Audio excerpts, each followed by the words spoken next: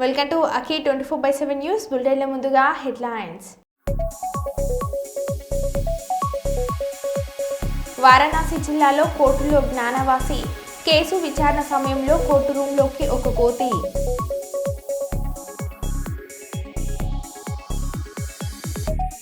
దేశ రాజధాని ఢిల్లీ నగరంలో తేలికపాటి వర్షం. కస్తూరిపాడులో విజయవంతంగా ముగిసిన రెవెన్యూ సదస్సులు.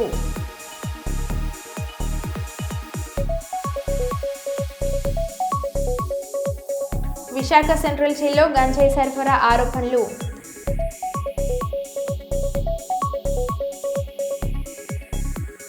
హెచ్ఎంపీవీ వైరస్ కేసులు వెలుగు చూడడంతో కేంద్ర ఆరోగ్య శాఖ మంత్రి జేపీ నడ్డా కీలక ప్రకటన.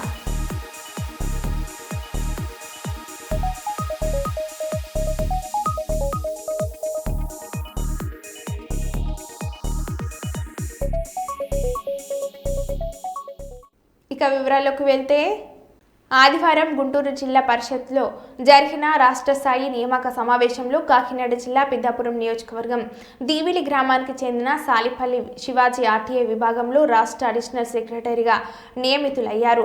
ప్రజా సంకల్ప వేదిక అధ్యక్షులు మధిరే రంగసాయిరెడ్డి నూతన కమిటీ సభ్యులకు నియామక పత్రాలు అందజేశారు. అనంతరం నూతన సభ్యులతో ప్రమాణ స్వీకారం చేయించారు. ఈ కమిటీ నేటి నుండి 2 సంవత్సరాలు కొనసాగుతుందని తెలిపారు. అలాగే ప్రజా సంకల్ప వేదికను మే 20, 2021గా రిజిస్ట్రేషన్ చేయించామని, అలాగే నీతి ఆయోగ్లో కూడా నమోదు చేశామని తెలిపారు. ప్రజా సంకల్ప వేదిక నూతన కమిటీలు ప్రజా సేవ లక్ష్యంగా ఆయా ప్రాంతాల్లో పనిచేస్తాయని ప్రజా సంకల్ప వేదిక అధ్యక్షులు మధిరే రంగసాయిరెడ్డి తెలిపారు.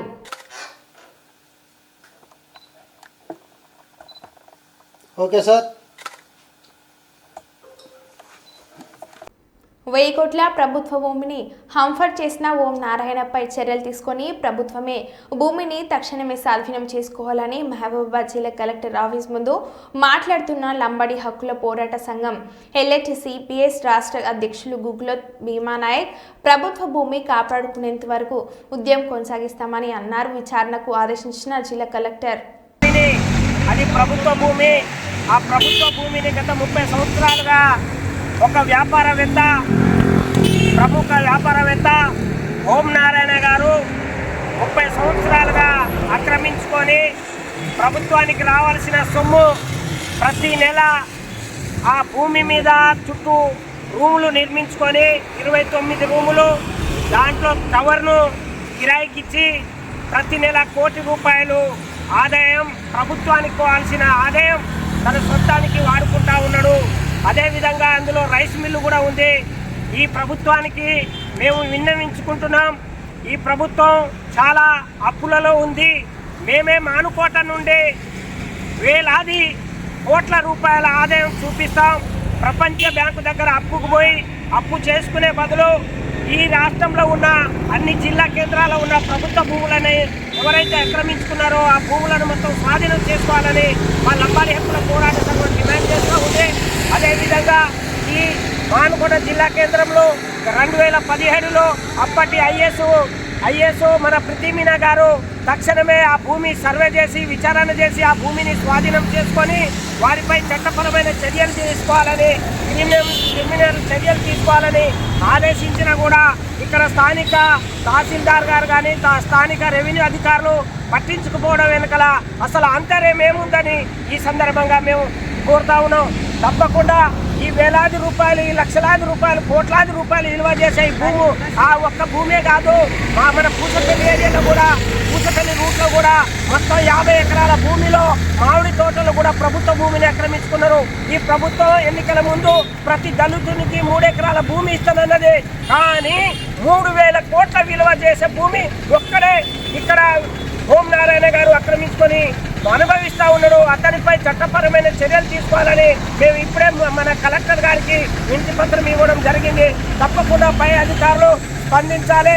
లేని ఏడల లంబడి హక్కుల పోరాట సంఘం ఆధ్వర్యంలో మేము తప్పకుండా ముఖ్యమంత్రి గారికి పోయి ఇక్కడ మానుకోట నుంచి పాదయాత్ర చేస్తాం. అదేవిధంగా రెవెన్యూ మంత్రి గారు తప్పకుండా మీరు స్పందించాలి.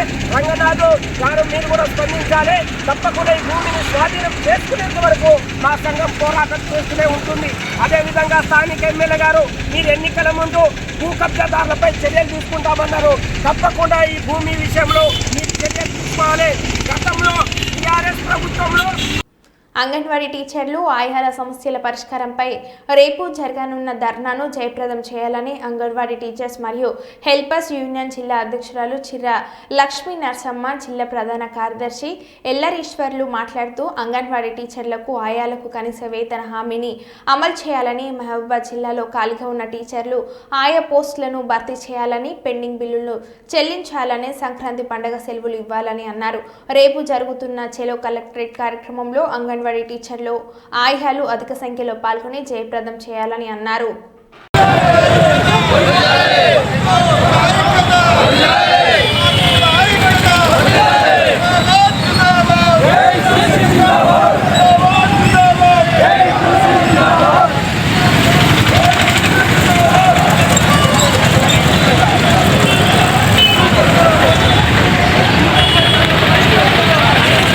కార్మికులంతా కూడా తమ న్యాయమైన డిమాండ్ కోసం ప్రభుత్వం దృష్టికి పలుమార్లు తీసుకొచ్చినా కూడా ప్రభుత్వం స్పందించకపోవడంతో పాటు సంబంధించిన శాఖ కార్పొరేషన్ స్పందించకపోవడంతో మరి సమ్మె కొనసాగుతున్న నేపథ్యంలో ఈరోజు చెలో కలెక్టరేట్ ఆందోళన పిలిపివ్వడం జరిగింది. ఈ ఆందోళనలో భాగస్వామి అయినటువంటి మరి మహబూబాబాద్ జిల్లాలోని తొర్రూరు, మరిపెడ, కేసముద్రం, కొత్తగూడ, మహబూబాబాద్ ఎమ్మెల్యేస్ పాయింట్లకు సంబంధించినటువంటి కార్మిక మేస్త్రీలకు, నాయకులకు మొదటగా వాళ్ళందరూ కూడా విప్లవ అభినందనలు తెలియజేస్తూ ఉన్నాం. వాటితో పాటు తెలియజేయడం కోసం రాష్ట్రం లోపల కూడా ఉన్నటువంటి కార్మిక సంఘం టీయూసీఐ నాయకులు మరి కొత్తపల్లి రవి గారు, అదేవిధంగా మరి ఈ యొక్క సంబంధించినటువంటి కార్యక్రమానికి అధ్యక్ష వహించిన వంకాయలపల్లి జక్కరయ్య గారు, ఏఐటీసీ జిల్లా ప్రధాన కార్యదర్శి కామ్రేడ్ దేశపల్లి నవీన్ గారు, వివిధ ఎమ్మెల్యేస్ పాయింట్ల నుంచి వచ్చినటువంటి వాళ్ళు, అదేవిధంగా ఏఐటీసీ నాయకులు, టీయూసీఐ నాయకులు అందరికీ కూడా లాల్ సలాం తెలియజేస్తూ మరి ముఖ్యంగా సివిల్ సప్లై కార్పొరేషన్లో మరి మనం చాలామంది దీర్ఘకాలికంగా రాష్ట్రం లోపల ప్రజా పంపిణీ వ్యవస్థ ప్రారంభమై ప్రజలందరికీ కూడా ప్రధానంగా సంక్షేమ పథకం. దేశ రాజధాని ఢిల్లీ వాసులకు ఇవాళ కాస్త ఉపశమనం లభించింది. ఇవాళ ఉదయం రాజధాని నగరంలో తేలికపాటి వర్షం కురిసింది. దీని కారణంగా వాతావరణం మారిపోయింది. మంచినీటి ఉపశమనం లభించింది. దీంతో విజిబిలిటీ సైతం మెరుగుపడింది. ఇవాళ ఉదయం ఢిల్లీ ఇందిరాగాంధీ ఎయిర్పోర్ట్ రన్వేపై విజిబిలిటీ 1000 మీటర్ల నుంచి 2000 మీటర్ల మధ్య ఉంది. ఈ కారణంగా విమాన కార్యకలాపాలకు ఎలాంటి ప్రభావం పడలేదు.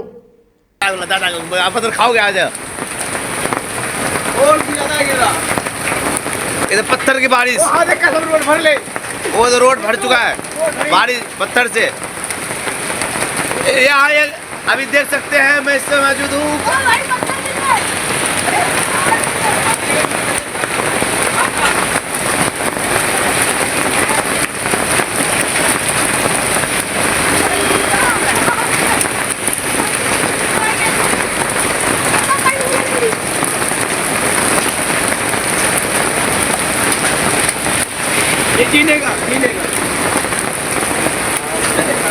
पत्थर की पौछार लग गया, पत्थर की छाता छाता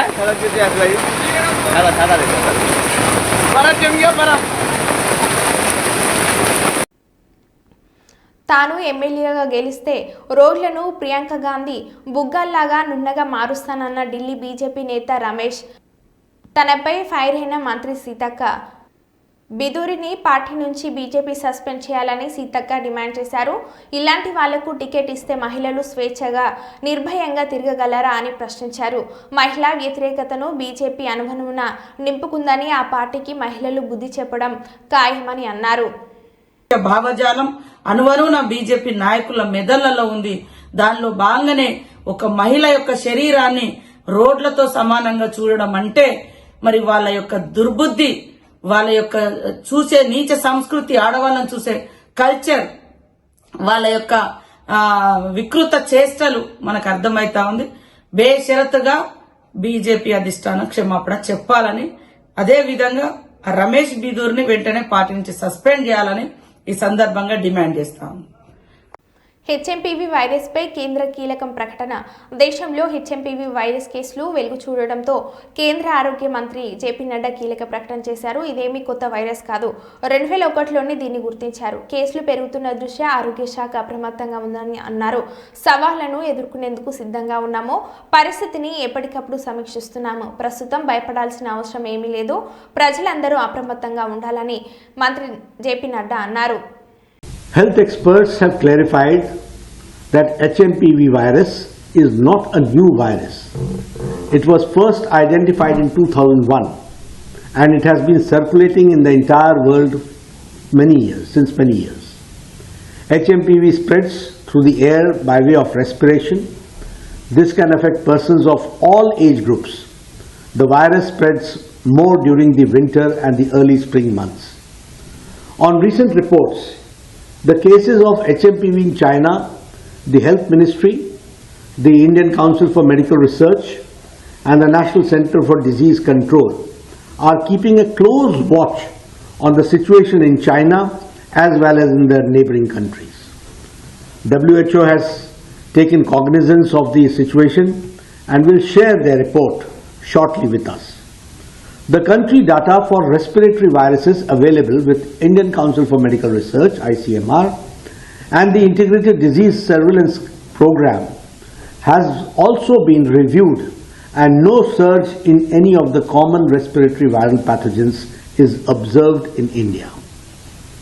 Joint Monitoring Group meeting was held under the chairmanship of Director General for Health Services on 4th of January 2025 to review the situation.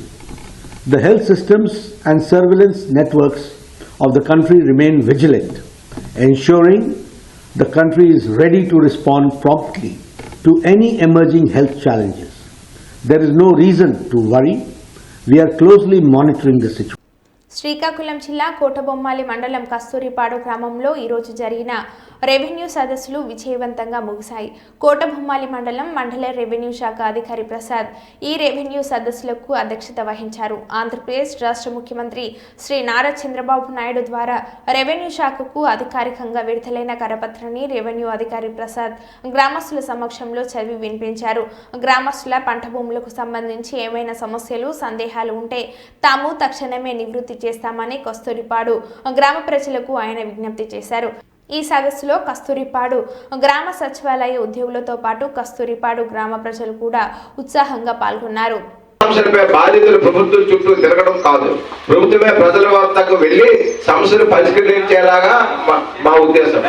సదస్సులు నిర్వహణ ఇలా ఈ గ్రామ స్థాయిలో భూములకు సంబంధించిన సమస్యలు పరిష్కరించేందుకు సంబంధిత శాఖల అధికారుల బృందం ప్రతి రెవెన్యూ గ్రామాన్ని సందర్శించి ఆ సమయంలో తమ భూములకు సంబంధించిన అభ్యంతరాలను భూ యజమానులు అధికారుల దృష్టికి తీసుకురావచ్చు. జిల్లా కలెక్టర్, జాయింట్ కలెక్టర్, గ్రామ మండల స్థాయి పిటిషనర్లకు పర్యవేక్షిస్తాం. అధికారులు నిర్దేశించిన సమయంలోగా దరఖాస్తు స్వీకరించి వాటిని పరిష్కరిస్తారు. అన్ని పిటిషన్లు ఆర్టీజీఎస్ గ్రీవెన్స్ పోర్టల్లో ప్రత్యేకంగా తీర్చిదిద్దిన విండో నందు ఆన్లైన్ నమోదు చేస్తారు. అడంగలు 1B రిజిస్టర్ 22A జాబితాను అందుబాటులో ఉంచుతారు. 2019 ముందు భూమి రికార్డులు ఎలా ఉన్నాయి, ఇప్పుడు ఎలా ఉన్నాయో పరిశీలిస్తాం. సదస్సులకు రెవెన్యూ, అటవీ, దేవాదాయ, వక్ఫ్ శాఖల మండల గ్రామస్థాయి అధికారులు హాజరవుతారు.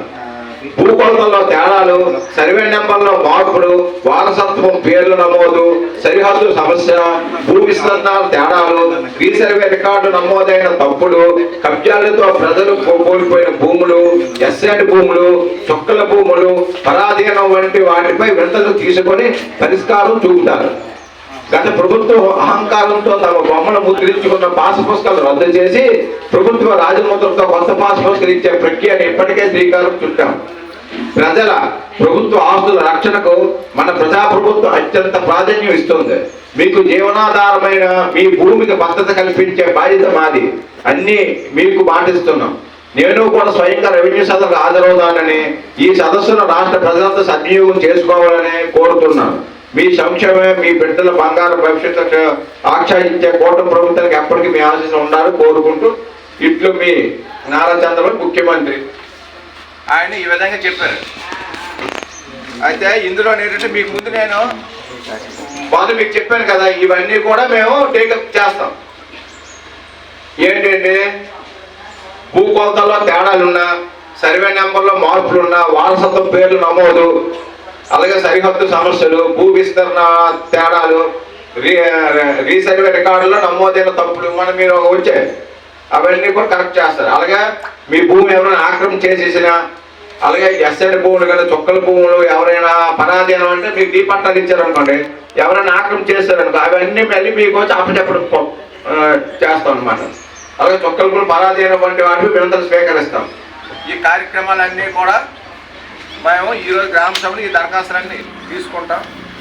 మీరు ఏమైనా మొన్న ఇవ్వకుండా ఇప్పుడు ఎవరైనా కొత్తగా ఉంటే ఇవ్వండి.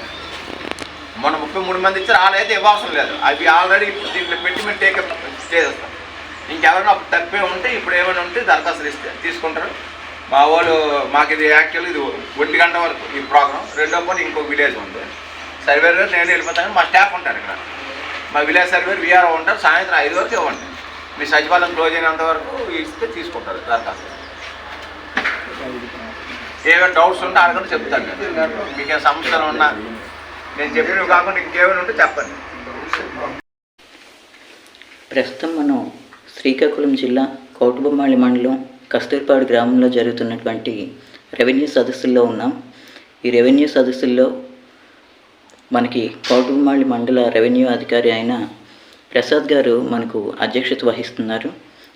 ఆయన మాటల్లో గ్రామస్తులను ఉద్దేశించి ఆయన ఏం మాట్లాడుతున్నారు ఏంటి అనేది BR9 టీవీ ప్రేక్షకుల గురించి ఈ వీడియో దయచేసి వినండి. బ్లాక్మెయిల్ రాజకీయాలతోని అక్రమ కేసుతో అరెస్టుతో తన ప్రభుత్వం యొక్క తప్పిదాలను కప్పిపుచ్చుకొని మమ్మల్ని మానసికంగా బలహీనపరుస్తున్నారని రేవంత్ రెడ్డి అనుకుంటున్నాడని, మేము మరింత బలంగా పోరాడతాం తప్ప నీ అక్రమాలపై 6 గ్యారెంటీల అమలుపై ప్రశ్నించడం మాత్రం ఆపమని హరీష్ రావు అన్నారు. నువ్వు ప్రజలకు ఇచ్చిన 6 గ్యారెంటీలు అమలు చేసేదాకా నీ ప్రభుత్వాన్ని నిన్ను ఎట్టి పరిస్థితుల్లో వదిలిపెట్టం. రేవంత్ రెడ్డి అనుకుంటున్నాడు బ్లాక్మెయిల్ రాజకీయాలతోనో అక్రమ కేసులతోనో అరెస్టులతోనో తన ప్రభుత్వం యొక్క తప్పిదాలను కప్పిపుచ్చుకుంటానో మమ్మల్ని మానసికంగా బలహీనపరుస్తానని అనుకుంటా ఉన్నాడు. కానీ మేము మరింత బలంగా పోరాటం తప్ప ఎట్టి పరిస్థితుల్లో నీ అక్రమాలను గాని నీ 6 గ్యారెంటీల అమలుపై నిన్ను ప్రశ్నించడాన్ని వదిలిపెట్టే ప్రశ్నే ఉత్పన్నం కాదు. సంగారెడ్డి జిల్లా కేంద్రంలో డాక్టర్ కూన వేణుగోపాలకృష్ణ తెలంగాణ రాష్ట్ర అధ్యక్షులు యువజన సంఘాల సమితి తెలంగాణ రాష్ట్ర నాయకులు విలేకరుల సమావేశంలో మాట్లాడుతూ 2005 జనవరి మాసంలో మహనీయులు స్ఫూర్తిగా జాతీయ యువజన వారోత్సవాల సందర్భంగా తెలంగాణ రాష్ట్ర వ్యాప్తంగా యువజన వారోత్సవ కార్యక్రమాలు నిర్వహిస్తున్నామని అన్నారు. అనంతరం ముందుగా తెలంగాణ రాష్ట్రంలో సంగారెడ్డి జిల్లా కేంద్రంలో జాతీయ యువజన వారోత్సవాల కార్యక్రమాలను స్వామి వివేకానందను స్ఫూర్తిగా తీసుకుని సంగారెడ్డి ఐబీలో జనవరి 9, 2025 రోజున జాతీయ యువజన వారోత్సవాల కార్యక్రమం నిర్వహిస్తున్నామని అన్నారు. ఈ కార్యక్రమానికి రాష్ట్ర వ్యాప్తంగా యువజన సంఘాల నాయకులు పెద్ద సంఖ్యలో హాజరై కార్యక్రమాన్ని దిగ్విజయం చేయాలని అన్నారు. ముందుగా పెద్ద సంఖ్యలో యువజన సంఘాల సమితి నాయకుల చేత యువజన చేత ర్యాలీ తీయబడుతుందని అన్నారు.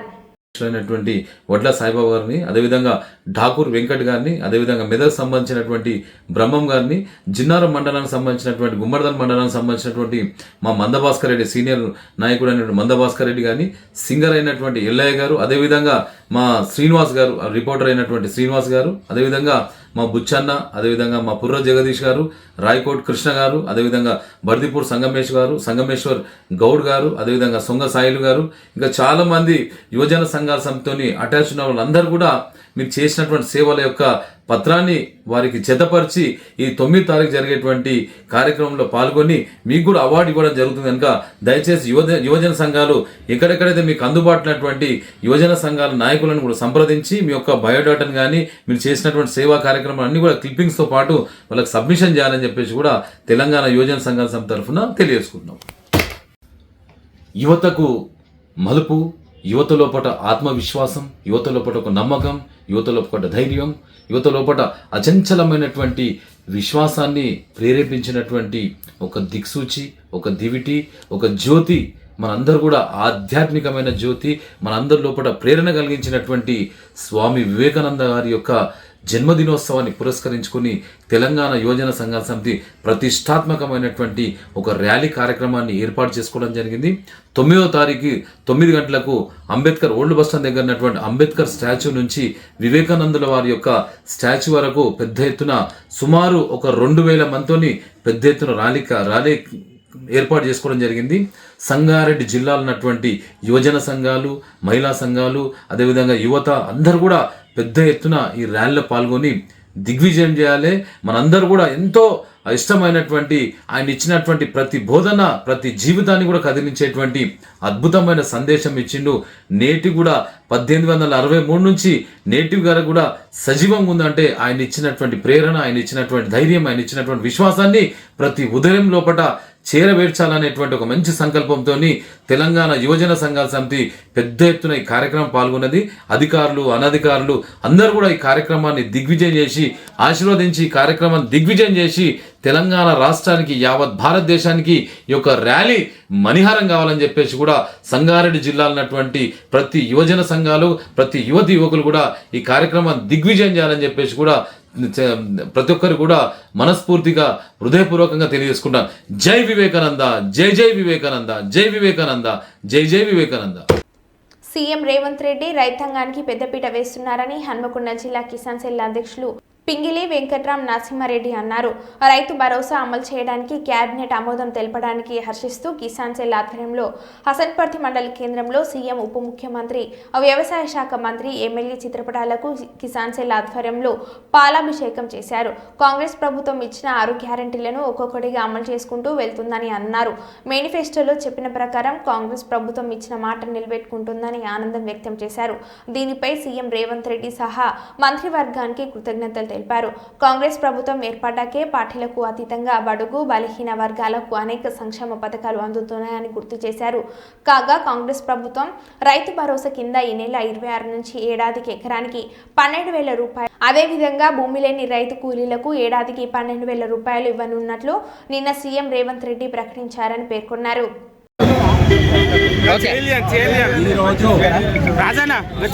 మండల్ వర్ధన్నపేట కాన్స్టిట్యున్సీలో మన రైతు బాంధవుడు మన సీఎం రేవంత్ అన్న గారు మన రైతుల గురించి ఆలోచించేది కాంగ్రెస్ ప్రభుత్వం. రైతులంటేనే కాంగ్రెస్ ప్రభుత్వం. రైతుల గురించి ఆలోచించి ఒక సంవత్సరానికి ఎకరాకు 12,000 రూపాయలు ఇస్తానని మొన్న మనకు అసెంబ్లీలో ప్లస్ మన క్యాబినెట్ మీటింగ్లో తీర్మానం చేసినందుకు ఇవాళ మేము రేవంత్ రెడ్డి గారికి పాలాభిషేకం చేస్తున్నాం. అదేవిధంగా కూలీలకు కూడా సంవత్సరానికి 12,000 రూపాయలు ఇస్తానని రేవంత్ రెడ్డి గారు మన ముఖ్యమంత్రి గారు మనకు అనౌన్స్ చేసిండ్రు. కాబట్టి మేము అందరం కలిసి హసన్పర్తి మండల్లో mandal party president, division president, డైరెక్టర్లు, మిగతా కార్యకర్తలు, సీనియర్ కార్యకర్తలు, మాజీ జెడ్పీటీసీలు అందరం కలిసి ఇక్కడ రైతు బాంధవునికి మేము పాలాభిషేకం సంతోషంగా చేసి అరటి పండ్ల పంపిణీ చేసినాము. ఇది మా యొక్క అందరి అభిలాష, ఆశ. 15,000 ఇస్తామన్నది వాస్తవం. అప్పుడు మాకు టీఆర్ఎస్ ప్రభుత్వం గత 10 ఏళ్లలో 7,50,000 రూపాయల అప్పులు చేసి మా నెత్తి మీద పెట్టింది. కాబట్టి 7,50,000 కోట్ల అప్పులు చేసి మా నెత్తి మీద పెట్టి ప్రతి నెల 6,500 కోట్ల మిత్తి కట్టడానికి 1వ తారీఖు నాడు ఆయనకు 5వ తారీఖు జీతాలు ఇచ్చేటాడు. మేము టెన్షన్గా 1వ తారీఖుగా జీతాలు ఇచ్చుకుంటూ ఇంతకుముందు 2 లక్షల రుణమాఫీ అన్నది మేము చెప్పినట్టుగా 2 లక్షల రుణమాఫీ 20,600 కోట్లు రైతులకు మినిమం 25 లక్షల రైతు కుటుంబాలకు 2 లక్షల రుణమాఫీ చేసినాం. ఏదైతే మిగతా రాని రైతులకు కూడా ఏమన్నా చిన్న చిన్న పొరపాట్లు ఉంటే ఆ పొరపాట్లను సర్దించిన తర్వాత వాళ్ళకు కూడా రైతు మాఫీ చేస్తా అని మనం ప్రియతమ ముఖ్యమంత్రి గారు చెప్పిండ్రు. కాబట్టి మేము 7,500 సంవత్సరాలు ఎకరాకు 6 నెలలకు ఇస్తానని మాత్రం మొత్తం 15,000 ఇస్తానని వాస్తవమే. కానీ ఇవన్నీ చూసుకొని అయితే బడ్జెట్ అయితే ఏ విధంగా ఉంటుందో చెప్పిన మాట నిలబెట్టుకుని బ్రోకర్ మాట చెప్పకుండా మేమైతే రైతుల గురించి ఆలోచించి 2 లక్షల రుణమాఫీ చేసి ఈ రైతు బంధు ఇచ్చి రైతు కూల 12,000 ఇచ్చి ఇవన్నీ మాట నిలబెట్టుకుంటూ 6 గ్యారెంటీలు చేసి ఇవన్నీ చేసుకుంటూ మన ప్రభుత్వము ఇక్కడ రేవంత్ రెడ్డి గారి ప్రభుత్వము, క్యాబినెట్, మా ఎమ్మెల్యేలు అందరూ కలిసి ఈ మా కాంగ్రెస్ పార్టీ రైతుల గురించి ఆలోచించే పార్టీ కాబట్టి ఇది మేము తప్పకుండా ఏ అయితే చెప్పినరో అవన్నీ కూడా ఫుల్ఫిల్ చేస్తానికి చాలా తీవ్ర ప్రయత్నం చేస్తుండో, లోటున్నా కూడా సర్దిస్తుండో. సంక్రాంతికి వస్తున్న ప్రీ రిలీజ్ ఈవెంట్లో అభిమాని పట్ల విక్టరీ వెంకటేష్ తన ప్రేమను చాటుకున్నారు. ఈ ఈవెంట్కు వచ్చిన ఒక లేడీ ఫ్యాన్ హీరో వెంకటేష్కు ఐ లవ్ యూ చెప్పాలంటే ఎలా చెప్తారని యాంకర్ ప్రశ్నించారు. దీనికి తన భర్త ఒప్పుకోరని ఆమె సమాధానం ఇవ్వగా వెంటనే వెళ్లే వెంకటేష్ ఆమెను ఆత్మీయ ఆలింగనం చేసుకున్నారు. ఈ ఊహించని పరిణామంతో లేడీ ఫ్యాన్స్ ఆనందానికి అవధులు లేకుండా పోయాయి.